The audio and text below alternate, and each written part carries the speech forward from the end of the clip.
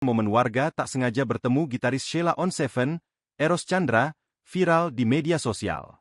Tampak dalam video, Eros Chandra berjalan kaki mengambil motor yang selesai diservis. Ia sedang berjalan menuju bengkel motor untuk mengambil motor jadulnya. Terlihat sang gitaris hanya mengenakan kaos oblong coklat muda dan celana hitam. Tentu Eros Chandra tidak berjalan sendirian, melainkan bersama sang istri tercinta, Sarah Diorita. Sedangkan untuk sang istri juga sama sederhananya. Sarah Diorita hanya menggunakan kemeja putih yang kasual dan celana jeans. Tak ragu-ragu, Eros Chandra terekam sedang berbincang-bincang akrab dengan tukang bengkel di pinggir jalan, tujuannya untuk mengambil motor miliknya.